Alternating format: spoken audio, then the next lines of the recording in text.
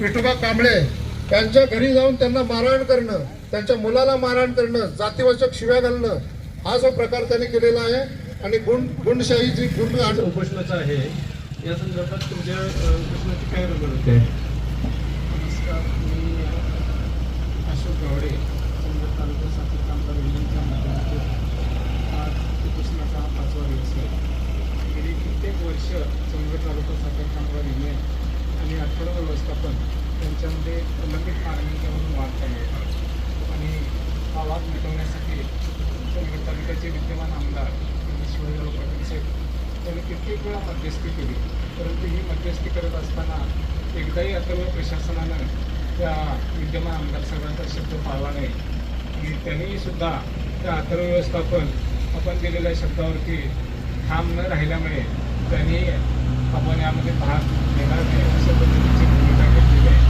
कारण 3 ते 4 वेळा मध्यस्थी करून कामगार त्यांच्या विनंतीला मान देऊन कामावरती हजर झाले, परंतु अथर्व व्यवस्थापनच त्यांच्या शब्दाला जुमानत नसल्यामुळे त्यांनी सुद्धा थोडंसं याकडे दुर्लक्ष केलेलं आहे. आम्ही कित्येक वेळेला या प्रशासनाकडे कामगारांच्या प्रलंबित मागण्यासाठी वेळोवेळी पत्रव्यवहार केला, परंतु त्यालाही ते जुमानत नाही.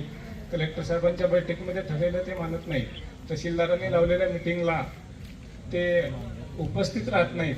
स्वतः बाउन्सर लावून कामगारांच्या दलित महिलांच्यावरती मुलांच्यावरती मारहाण केली जाते आणि मिटिंग लावल्यानंतर आपल्या जीविताचा धोका आहे अशा पद्धतीची मेल करून या ठिकाणी कामगारांची आणि जनतेची दिशाभूल ते करत आहेत. त्यामुळे आम्ही काही चुकीची त्यांच्याकडे मागणी केलेली नाही. जर आमची चुकीची मागणी असेल तर चंदगड तालुक्यातल्या सुज्ञ जनतेनं सांगितलं की बाबा ही कामगारांची जी मागणी आहे ती चुकीची आहे असं जर सांगितलं तर आम्ही एका पायावर मागे यायला तयार आहे. आमदार साहेबांनी 2025-26चा संप मिटवल्यानंतर त्याच्या दुसऱ्या दिवशी महाराष्ट्र राज्याचे साखर आयुक्त यांनी चंदगड तालुका साखर कामगार युनियन आणि संपूर्ण महाराष्ट्रातील सहकारी आणि खाजगी तत्वावर चालणाऱ्या साखर कारखानदारीला त्रिपक्षीय करार लागू आहे अशा पद्धतीचं पत्र आम्हाला दुसऱ्याच दिवशी मिळालं. एक कारखान्याचा चेअरमन जर आदेश सोडत असेल तर प्रशासन कोणत्या पद्धतीचं आहे हे आता आपल्याला समजावं लागेल. कारण गेले 2 तारीखपासून आज 5वा दिवस आहे. आमच्या या उपोषणकर्त्यांची तब्येत दिवसेंदिवस ढासळत चाललेली आहे. बऱ्याच लोकांनी या ठिकाणी येऊन भेट देऊन गेलेत. एक जिल्हा परिषदेचे सदस्य असतील, या तालुक्याचे नवीन नूतन तहसील सभापती असतील, उपसभापती असतील, या सर्वांनी इथे येऊन भेट दिली. पण त्यांनी सुद्धा आपण आवाज उठवू, आपण एकत्र येऊ, पण तुम्हाला न्याय मिळाला पाहिजे अशी त्यांची भूमिका आहे.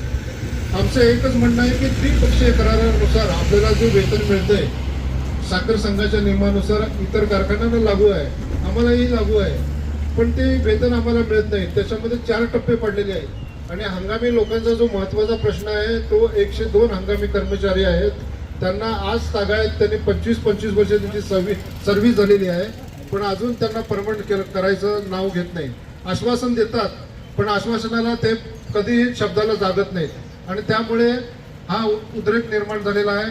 गेले बऱ्याच वेळा त्यांच्याशी चर्चा झाला, पण आता महत्वाचा मुद्दा म्हणजे ते अथर्व प्रशासनाकडील जे कामगार आहेत त्यांना पगार देतात.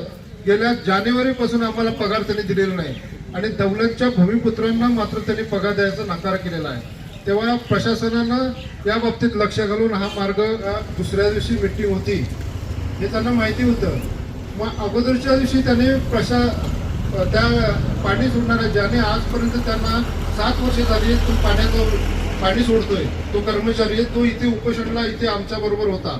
त्याच्या घरी जाऊन त्यांनी जाणून बुजून उद्याची मीटिंग कॅन्सल करावी म्हणून त्यांच्या बायका आणि पोरांना मारहाण करून गुंड आणून त्यांनी मारहाण केलेली आहे.